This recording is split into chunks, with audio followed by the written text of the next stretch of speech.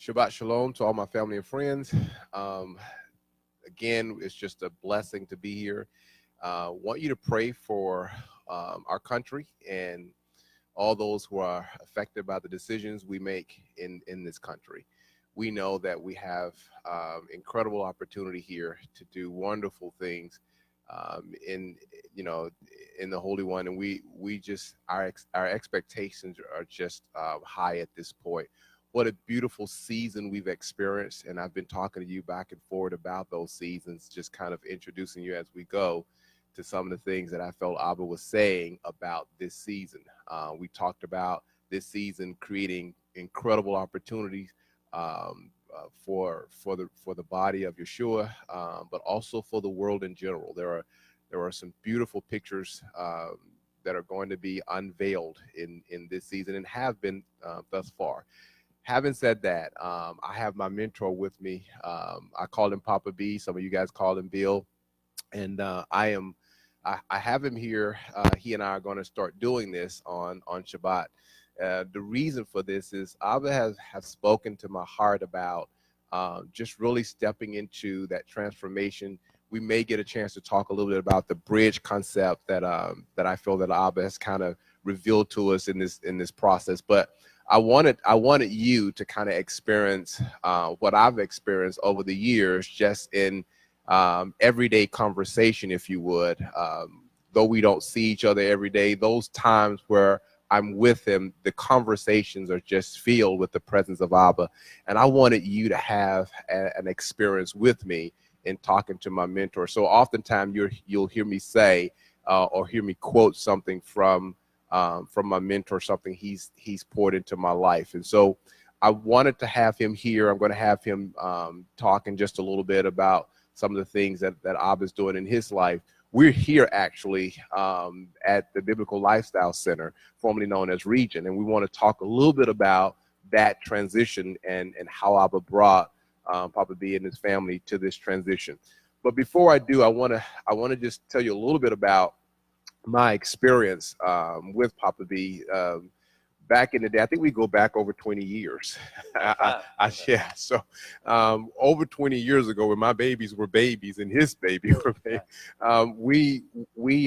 we had a beautiful experience in his home where Abba touched our lives and started a renewal process in us and started this whole transformation, or crossing the bridge, as I'm going to term it, through this series of talks. So one of the things that happened, and one of the things that I remember the most is how free I was, how free I felt in those experiences, and how it seemed like I had stepped out of a place of restriction, so to speak, into a place of identity. And there was such a pure sense of liberty there. It was not an abused sense. It was, you didn't feel, like you were going to overstep or transgress. You just felt the freedom of Abba there. And there was this freedom to heal. And if I could say the thing that stood out to me the most in your home was just that freedom to heal. And my understanding for healing is that in order to truly be made whole, you have to be free to do so. You have to feel the freedom to be exposed, so to speak, to be vulnerable, and not to feel threatened by that, by that vulnerability. And so there was an environment there that was ready for that. You came in, you didn't see anybody doing anything that restricted you or made you feel bad about the experience you was having.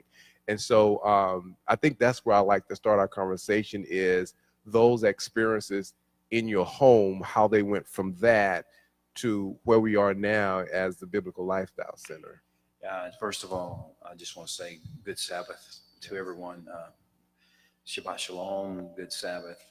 We have this privilege of stepping out of normal life every day and stepping instead into an environment. And Sabbath, the seventh day, the Shabbat, is an environment of holiness, and we get to begin to absorb that. And this freedom that you talked about is something that comes about, was patterned for us by the seventh day Sabbath. So we're all enjoying and indulging in that. And to all of you who may be watching, who may be participating with us today and other days that we may get to do this together, a good Sabbath to you. And may the sweetness of this day and the holiness of this day be absorbed into your being and into your family and your household. And I think what you mentioned, Tony, is this, I call it an ecosystem. Uh, each of us is designed to touch a certain part of this creator's universe, certain spheres of influence, as we call them, or zones of impact, as some people might want to use the phrase. And the point of it is that he knows that through humanity and through his people in humanity, what he can do is he can bring the kingdom of heaven to earth bit by bit. Generation by generation, as the case may be, but also geography by geography, city by city, town by town, house by house. And the key factor of the kingdom of heaven is this freedom that you talked about. And so when you talk about, the blessing that was in our home in the 1990s, what we really had sensed at that particular stage was make this a healthy ecosystem where people can come in from all backgrounds and from all situations and from all pains and hurts that they're experiencing and challenges, and in the process of that to have a healing ecosystem and to be in an environment where they can stretch their wings, where they can begin to actually think again, begin to actually praise with a lover's heart again, as opposed to a structured, organized way of reacting. I hope that's what you felt in those days. And I hope that's what we'll continue to feel as we go. And that's where we take the Sabbath, the sweetness of this day, and we infuse it into every facet of our life, every relationship we have, every encounter we have, every interaction we have. And that's the goal. So, some of the things that came out of that was the beautiful songs. I remember feeling inspired.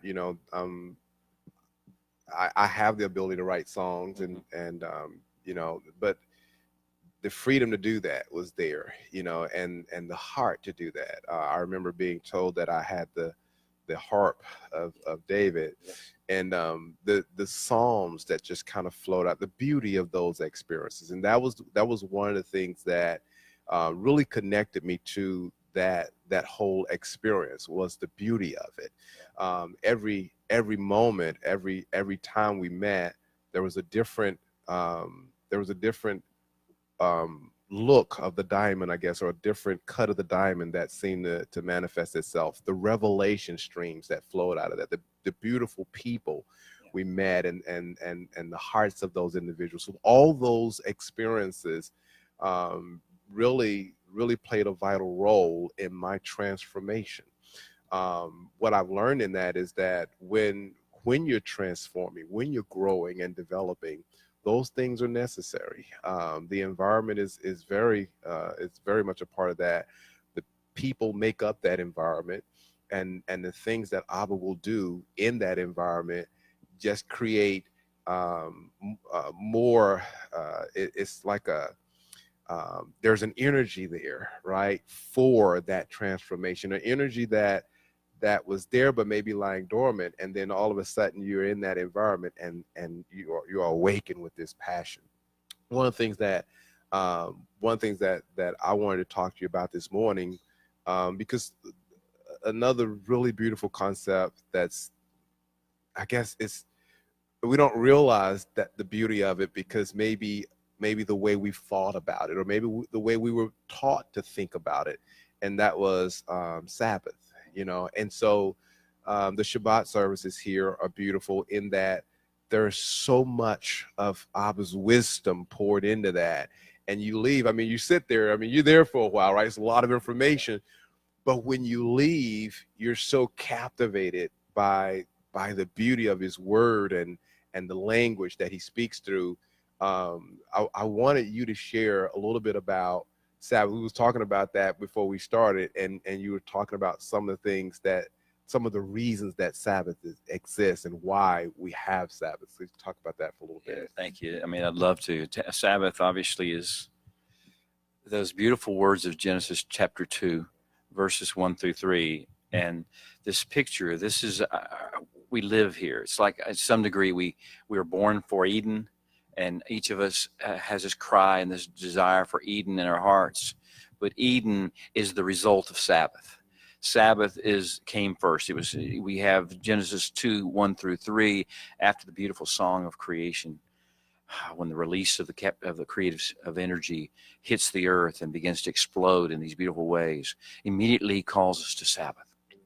On the seventh day, he blessed the seventh day, and he made it holy. And so if something is blessed by the creator of the universe and is touched with this thing we think of as holiness, we don't even know how to describe this, but it's this powerful energy that draws you into it, and yet causes you to revere him and honor him and swoon almost in beauty. This is what his holiness does to us. And so we touch this thing that is holiness. Now we're ready to experience some touch of Eden. And so the revelation strings begin to come forth out of Shabbat. You don't see the 4 streams coming out of the garden until we have the Shabbat.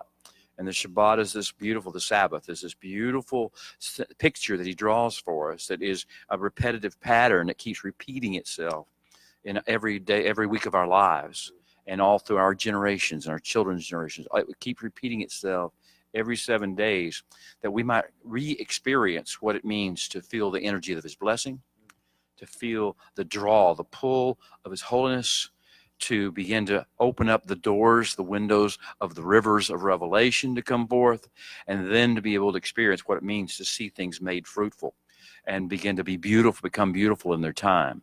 And that's really all the time. One of the things I always try to ask you and try to let you tell me, and you to ask me, we have this energy between us and always have, and that is, what is the Lord saying? What is the Lord doing? Now, the ultimate assumption underneath that, which is the critical assumption, is that he's doing something and he's saying something. And our biggest obstacle to overcome as individuals and as a collective, as friends, as fellowships together, our biggest obstacle to overcome is the things that block our hearing to hear what he's saying. And so to ask each other, to encourage each other, this is what Sabbath is all about. This is what the idea of stirring up and letting free, working the freedom process of who we are and what we were designed to do and who we are actually designed to be, not who we've seemed to manage to function as, but who we were really designed to be. And so that is what Sabbath means to us, how it releases this to us. Now, our biggest problem, like they say, is the obstacles that keep us from experiencing that. And today, in today's world, you guys know what obstacles you face. There are emotional obstacles. There are intellectual obstacles. There are things that got to get done. There are things you feel like you just have to. And self-importance. A lot of our Sabbath problem is self-importance. We're too important to stop working. What we do is too critical to stop actively, aggressively ministering. We're too important to stop mowing the yard. It's just a self-importance issue. And Yeshua said, unless you deny yourself, unless you deny your own self-importance, unless you understand you're part of this bigger thing, this bigger movement, the thing that God's doing, unless you understand that, and you're just a cog in this wheel, but you're a beautiful cog, a very critical cog to everything in your sphere of influence, in your zone of impact, then we lose it. Shabbat reawakens us, gives us that chance to reattach, reconnect to that eternal purpose for which we're here. So those are some of the things that I wanted you all to be able to experience with me. These are the conversations that I remember having with Papa B. Just like that.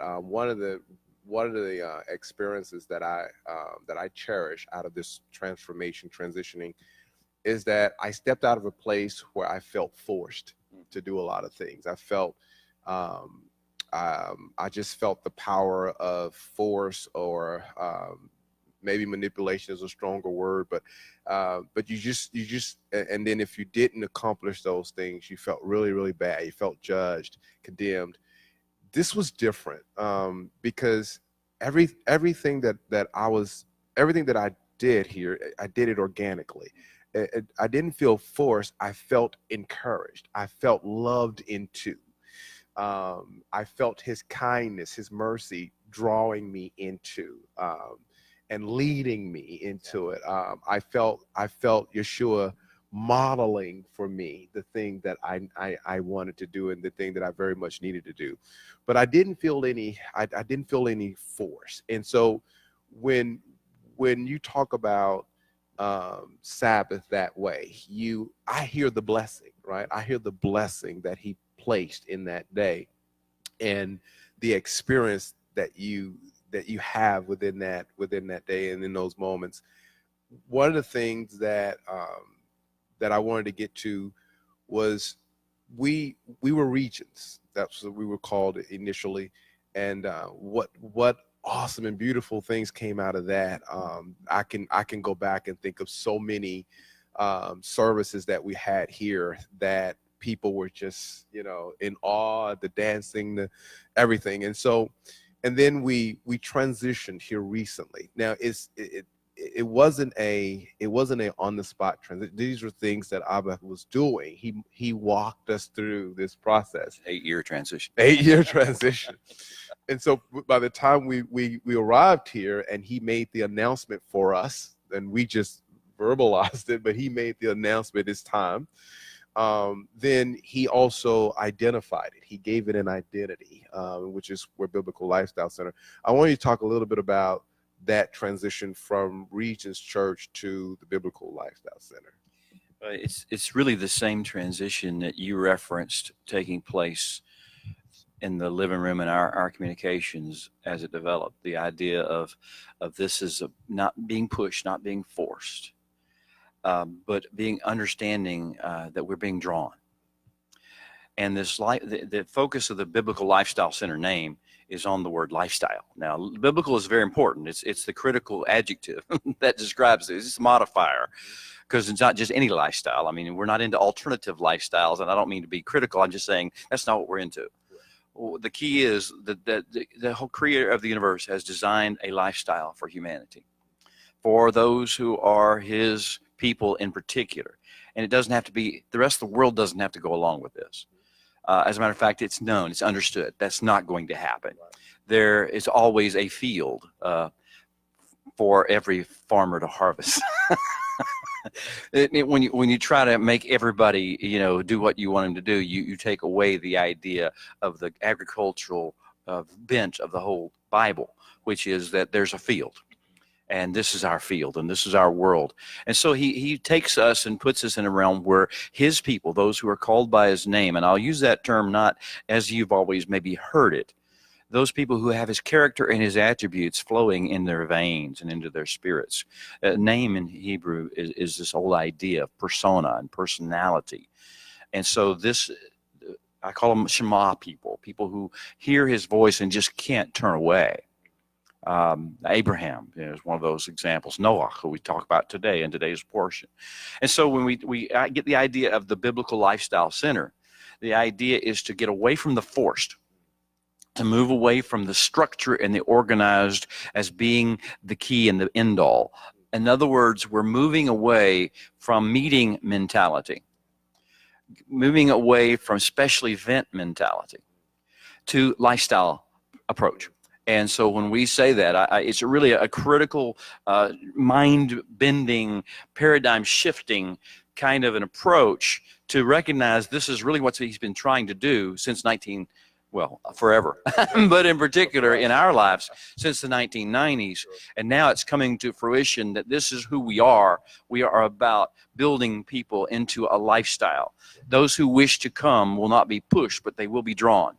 And they'll be encouraged. And like you said, when you come to a Sabbath gathering, or whatever, we talk about the Torah, or when we meet at the coffee shop, or we're in our work, what we want people to feel is not condemned, not even convicted in the sense most people think of it, but instead just drawn, just passionately encouraged, and just getting a sense of, I have a purpose in life. And it's more than just going to a meeting and maybe seeing some dazzling things, maybe some great music or some great dancing or some great pageantry or a great teaching or a great preaching or any of those things that we've historically relied upon. And whenever the people of God, and in this generation, it needs to begin to really sink in that the people of God become lifestyle people, not meeting mentality people. We've had enough meetings, and the public, it doesn't come to our meetings anymore. So we're just entertaining ourselves. We're just playing games in buildings. And while we mean well, I mean, no one is saying what has happened is we have become isolated unto ourselves, and we have our own little language and our own little vocabulary. And we have our own little plays that we act out every maybe Saturday or Sunday or whichever day, or Wednesday or Saturday, whatever day that people meet. And the meetings are not evil. The meetings, though, are merely supposed to be a catalyst for a lifestyle. And so when I say the Biblical Lifestyle Center, what was Yeshua's life like? Whenever Abraham really began to get it and begin to move, what was his lifestyle like? He didn't have meetings. He didn't have a building to go to. He didn't have anything like that. So what was his lifestyle like that? How did he interrelate with his wife, with Sarai? How did he interrelate with his child, with Ishmael first, and then with Yitzhak? And how did he interact with the sheep and the goats and the donkeys and whatever else he may have had? How did he interact with the Hittites and the sons of Het in the area of Hebron? How did he interact with Pharaoh when he went to Egypt? This is lifestyle. How was his lifestyle developed? And so I've just used Avram. We could go through so many different characters, but I don't have the time. We don't have the time to do that. But yes, Biblical Lifestyle Center is saying, okay, we've now realized church as we know it has reached its maximum potential. Now it's time for us to really live the lifestyle and own it for who we are. This is what we were created to do. And the other thing has become largely a distraction and a watering down of what we were created to do and the impact we were designed to have and are still called to have in that regard. One of the things when you were talking, one of the things that I heard, and this is what I've held to in order to kind of I guess be able to verbalize what my process has been like. We love him because he first loved us. And so there is this whole concept for me of love responding to love. And that's what I felt, that's what I feel when I'm with you and your family. Our families seem to have become one, and they're like sisters and brothers. We all just, but it's love responding to love. And so Abba reveals his love to us, and in turn we respond to it. And that's what I want the families here to understand and to maybe experience that themselves, that although love has a powerful force attached to it that can cause us to flow into the rivers, it's not forceful, right? It has a powerful force to it. It's strong. Love is strong. Love is confident, and love is sure and precise. And so you feel all those things, yet without the judgment and without the other things that sometimes come out of our failure, out of our erroneous thought processes and things like that. What I want to say to the families is, I invite you to, as you're watching this, if you have questions, I want you to post your questions, send them to us. We're going to talk a lot about Torah next week. We're going to talk about Genesis. I love the revelation streams that flow out of this series of partial studies, and I want Papa B to be able to share some of those things with you. But from this point on, our goal is to be here with you at about 9 o'clock till about 9:30, just kind of sharing that whole, I think Rosa called it Torah Talks with Tony and Bill. So we want to do that because we want you to experience what we are experiencing. And it's an invitation even to just be free, to experience him and to experience his love. And I promise you, love responds to love. It's just a natural flow of what he does. Probably any final words that you'd like to say, or prayer for the individuals that are watching today? Well, first of all, if you know me, and you do, and you may get to know me, or as the case may be, never ask me if I have a final word, but there's this passion flowing. What I would say is enjoy. Enjoy the gift and the opportunity that God has given you to call you deeper and deeper into more precious and more wonderful things. We are called to live in beauty and to be things of beauty, people of beauty. We're called to live well-lived lives that sit as shining examples, that are like a standard that is given. And that means our family, our family relationships. That means our workplace relationships. It means watching our tongue, learning to be slow to anger and slow to speak, and learning to respond, be responsive. Ginger Rogers to God's Fred Astaire. As he moves, we move. And as we do so, beauty is released. And so I just want to release a blessing over you now. May you be as the precious people of God that he created you to be. And may fullness come into your hearts and into your lives and into your families and into your households.